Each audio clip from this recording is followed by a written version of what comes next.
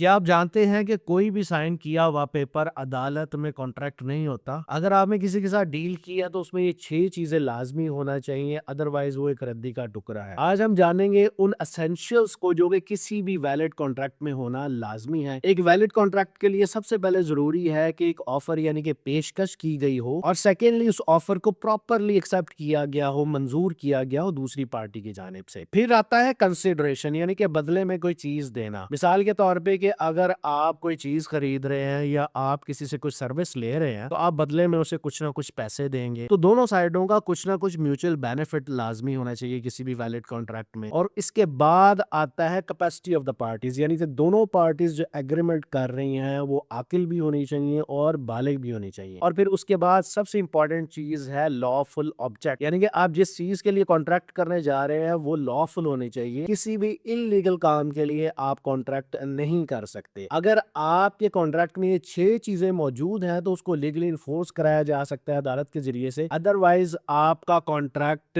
Void तस्वर होगा और अदालत इस सूरत में आपकी कोई मदद नहीं कर सकेगी।